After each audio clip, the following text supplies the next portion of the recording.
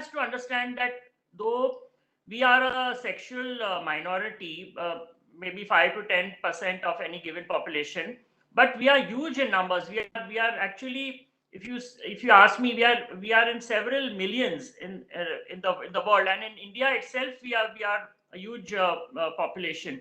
And one has to also understand that uh,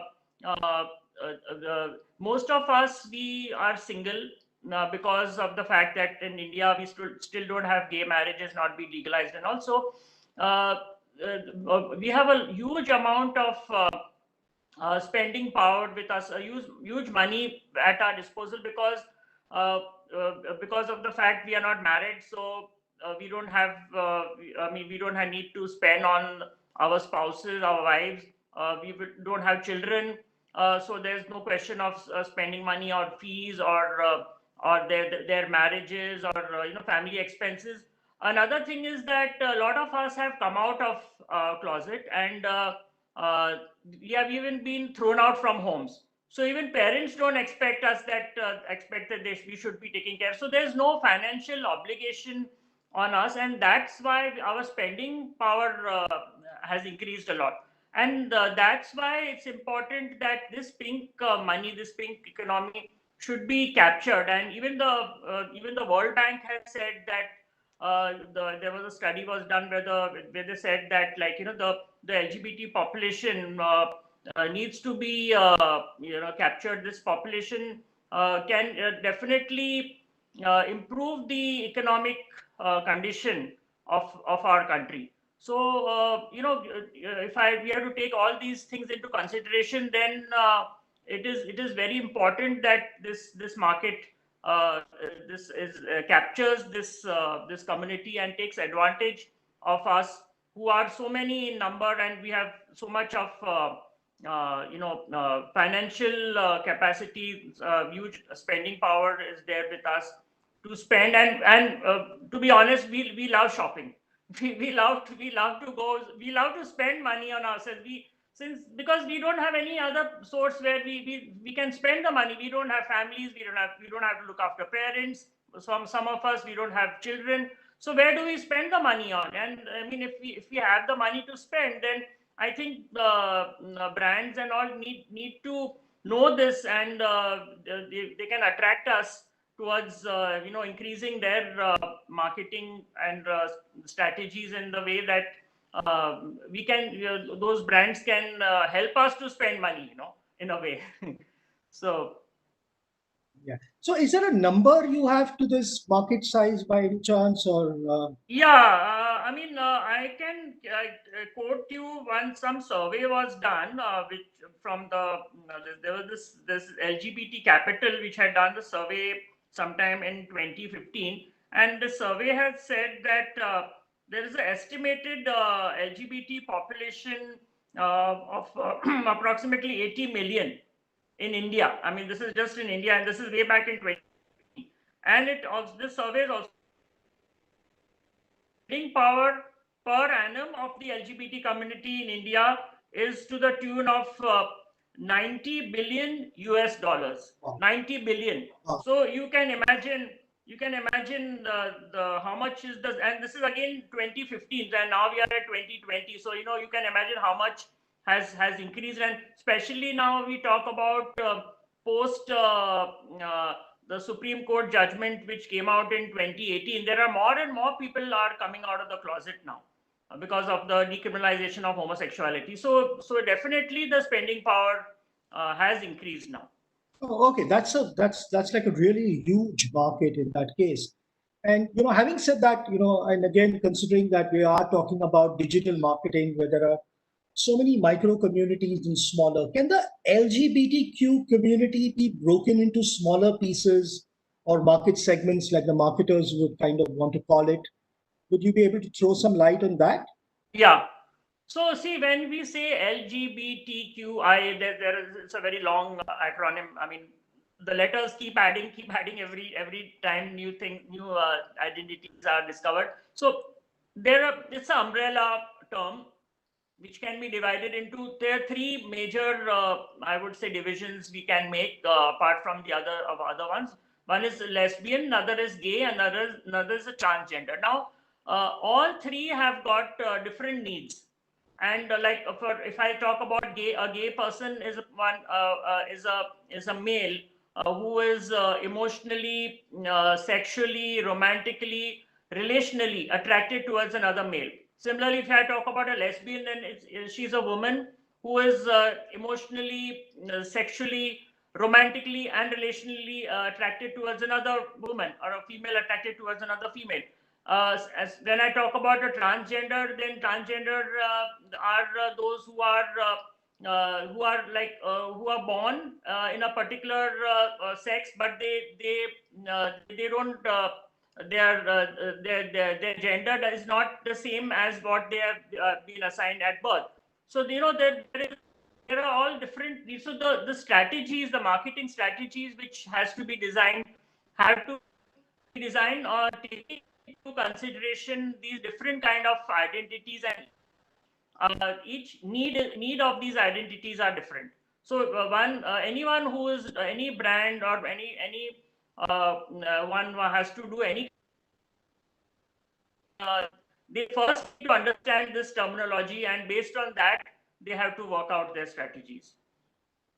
Okay, fine, fair enough. So I understand that there's this large, size of the community. There's spending power.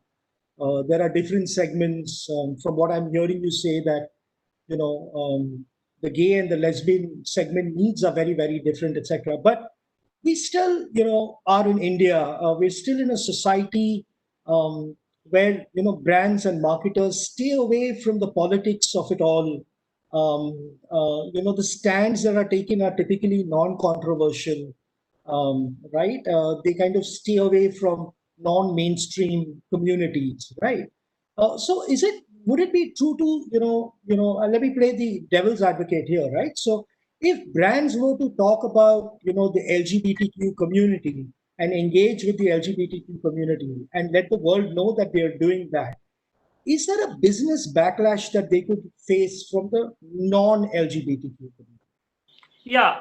See, I don't think this is true, because I can give you so many examples of various brands where they have engaged with the community, and yet they have done extremely well in their in their own field. So, for example, I can give you example of one brand, Levi's, for example. Now, Levi's had recently done a campaign, an advertising campaign, when they had invited different gay activists to come. Like, there was Honor, who's a gay filmmaker. There was Sushant Digvikar, who is a famous drag queen, but he's gay. Then there was a transgender. I was invited also.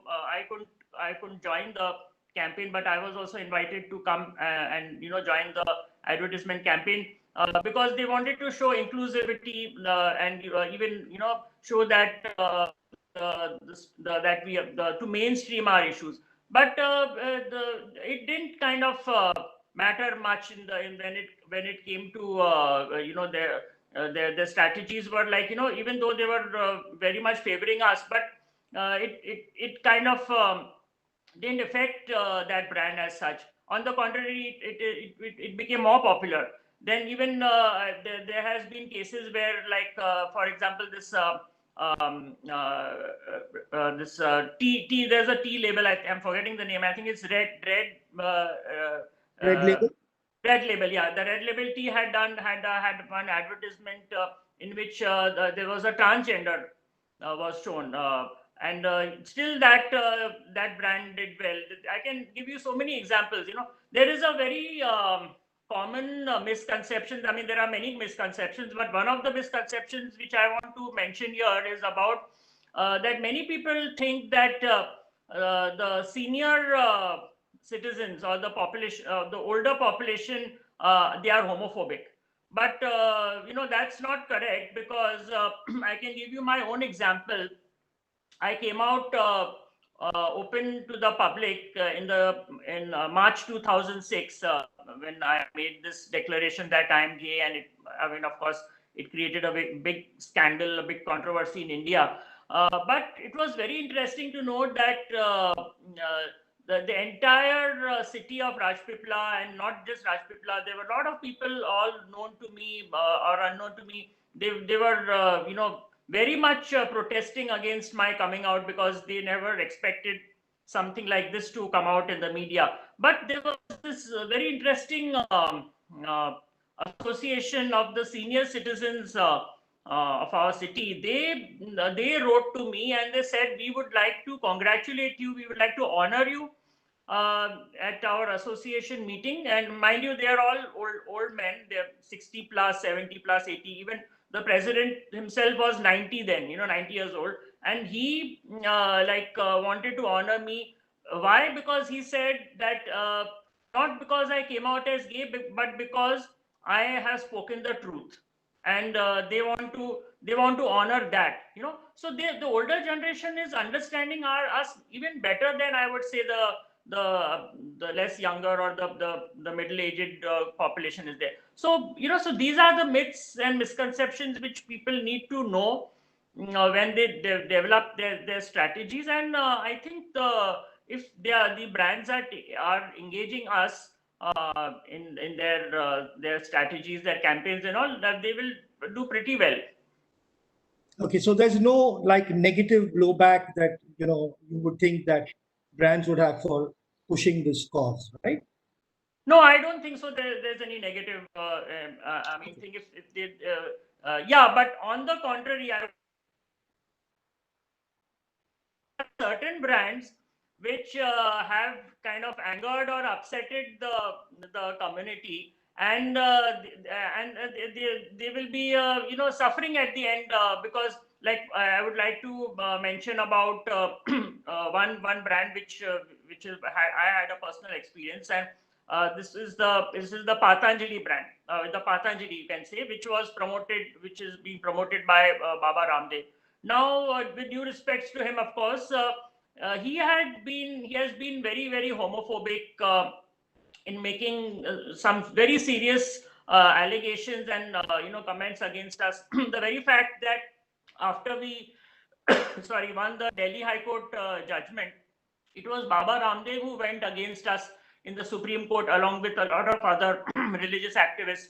And they wanted to challenge the Delhi High Court judgment, saying that it is unnatural and immoral and against the order of nature and so on and so forth. And he went on saying that homosexuality is a mental disorder, and he would in fact, he invited me also. He said, you come to my ashram and I will cure you, I will treat you. In spite of the fact that the Indian Psychiatric Association has ruled out that homosexuality is not a mental disorder, he went to the extent of that. Of course, Baba Ramdev lost in the Supreme Court. He had no evidence to prove that it is a mental disorder, so he was like, he lost the case. But now the LGBT population has realized that that people who are homophobic in nature pass comments like these, their product should be boycotted. They should not be used. So I do not use Patanjali products, and there are so many of us from us who know this fact. And even the very good thing about the LGBT population, even though I say we are a sexual minority, we are not that many numbers as, I mean, even though we are 80 million, but that's not a small number. But we are very good, well networked. And if one individual has a problem, has a crisis, the word spreads really fast, and the entire population has an issue. So excuse me. So we are in India, we have something called it's a network, it's a registered society called InfoSem, Indian network for integrated network for sexual minorities. Now, this network comprises of around more than 150 organizations. Practically, we have some working either for the lesbian or gay, bisexual, transgender, or even all the sexual, for that matter, all sexual minorities. Now, during the time of such crisis, we call it crisis because I mean, definitely somebody makes some false allegation against us. We cannot. Nobody will tolerate that. So during this time, we all unite together. Now you can imagine there are more than 150 organizations. Each organization has, on an average, 4 to 5,000 members. So you imagine that how many people are there all together in that network. And if I'm not even counting the friends, the allies, the other population which is existing, and if I count all that, we will be again going into several millions. Now, if we all unitedly take the stand that boycott Patanjali products, then you can imagine how much it is going to affect the market. There have been cases where people have tried to you know make these allegations, and they have also suffered in this way. Yeah. Is there any other brand besides Patanjali that you've either heard of or come across, or you Yeah. know? Yes, I can give you many examples. I mean, yeah, but this was one of them, which was this was personal to me because Baba Ramdev himself proposed to me, that he wants to cure me, and which of course he didn't take the challenge later on. But yeah, so there is this about Kingfisher as well. Now, Vijay Mallya, who has also done something similar, he also made some very disturbing false allegations against us, like kind of comparing this with masculinity. And, and then again, see, I don't blame these people also who making these comments, because I blame their ignorance. They themselves are not aware about our issues. So, they will just do what they have heard or what their opinions are. So again, Kingfisher beer, many of my friends, of course, I don't drink, so there's no question about me using or not using. But there are many of my friends from the LGBT community who don't take the Kingfisher beer or any of the Kingfisher products. There was another television channel which comes to my mind. Many years back, they did a sting operation on a gay person without his consent and knowledge, and broke the confidentiality and his privacy, and leaked his information. Now that guy went to the extent of taking his life, attempting to commit suicide. And when this fact came to our knowledge, again it came to the InfoSem network, and we decided we will boycott that television channel. And to the extent we went to the channel, and we got an apology from that channel, that henceforth they will not do something like that. And then it was decided that yes, we will withdraw that boycott. So these are the instances which these products, and how it can be impactful, because we are much better networked, not just within our areas, but internationally also. So I think we are even better networked than the heterosexual population. Even though, yeah. So one message comes and it spreads like wildfire, and the entire world unites and comes together to take a stand. That's very, very good. So, we are talking about brands, etc. I wanted to, ask you a question. Like, I know that, you interact with heads of states, in your championing of the whole LGBTQ cause, you have several community level conversations. But Yeah. have you ever worked with either advertising or marketing or digital platforms with professionals from these backgrounds? Have you ever had any interactions there? Yeah, see, my organization, Lakshya Trust, started with the government inviting us to partner with us, the state government of Gujarat. So, and we started with working for HIV AIDS issues amongst the men having sex with men and transgender population. Sometime back, I got a call from one of the government officers telling me that he wants to use my photograph and my slogan for condom promotion, for their brand, the government brand Nirod, Nirod, which is a government brand condom. And I was quite surprised. I said, why my photograph and why my message, So and they were planning it to do it on a big scale. The entire state, they were planning to have my posters, banners, giving my slogan. And I just asked them. I said, why me? Why? I mean, that time Amitabh Bachchan was appointed by the government as the brand ambassador for Gujarat, promoting Gujarat tourism. I said, why don't you take, why don't you take him, and why are you interested in me? They said, no, you are the face of Gujarat when it comes to HIV work, because we have been working with the state government for now 20 years, So you have been the face of the HIV movement. You have been the face of the LGBT movement. So when people look at you, they will be influenced. So that way, I have been the, like, the government calls me the poster boy. I'm the poster boy of Gujarat government, where my posters, banners are all over the state. They are on the road, they are in hospitals, including the toilets also. It's very funny. The public toilets also have my posters. So I think, see, when government felt the need that using me could promote the safe sex practices, thereby the people could understand the need of the HIV issues could be covered, and people could use condoms. Then I think it's a big, very big recognition, I would say. Absolutely.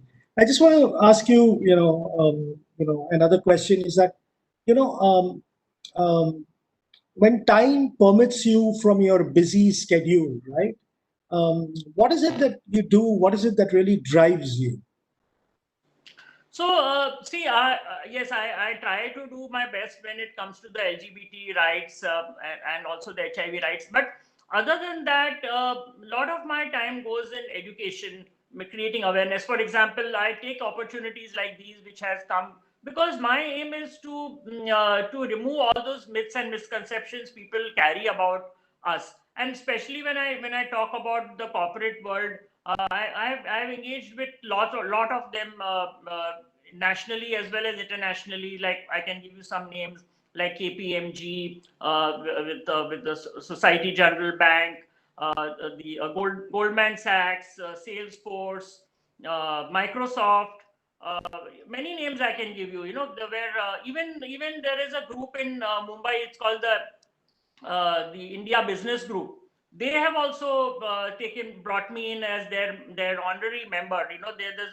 This is a group of industrialists, businessmen, corporates from all over India.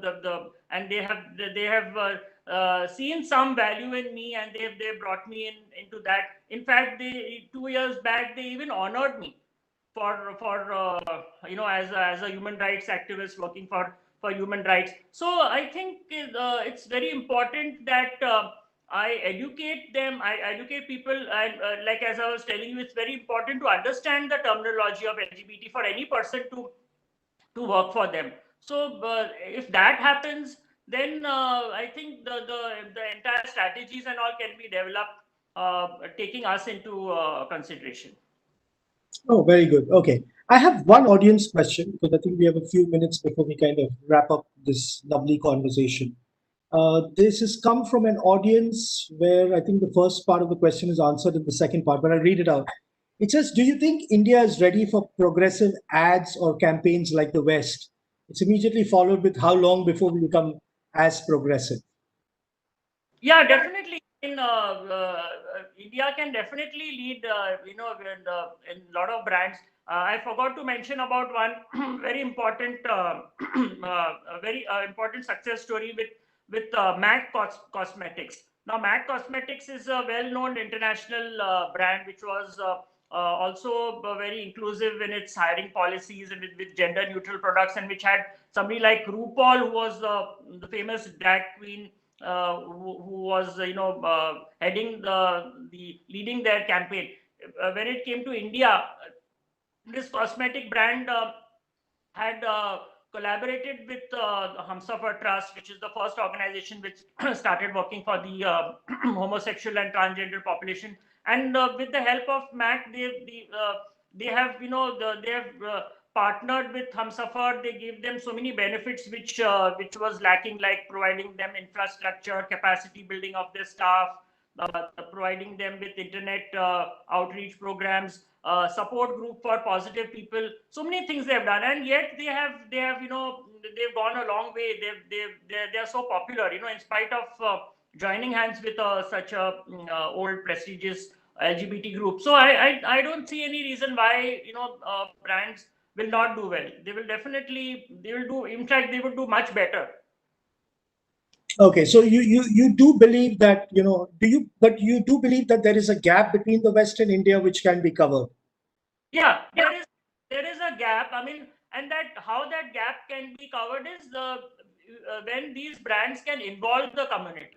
See, it's very important that this involvement should be there. Where we are there. We are so many of us in the country which can be used to fill the gaps. So if you involve us, if you use our expertise, our experience, in what we have dealt in the past, then I'm sure these gaps can be filled up. All right, thank you so much. We just have like a minute, I think, now before we need to wrap up. I want to thank you on behalf of IMAI for making time out of your busy schedule and to address a very different group of people, the marketers, right? And for those who do want to connect with Manav, I think you could log on to his site, which is Lakshya Trust, LAKSHYATRUST.com. And you could perhaps connect with him. And I would strongly urge the marketers and, more so the digital marketers, right, to kind of raise the right flag, which is the rainbow flag. So thank you, everyone. Thank you so much for this. That was indeed an interesting conversation. Thank you, Prince Manvendra and Mr. Srinivasan, for taking time out to join us today. I would also like to thank our valued partners, Telesign, ShareChat, Blink Digital, and Nielsen. We'll be right back after a quick 10-minute break. Please visit the exhibit hall and check out the booths on display. Thank you.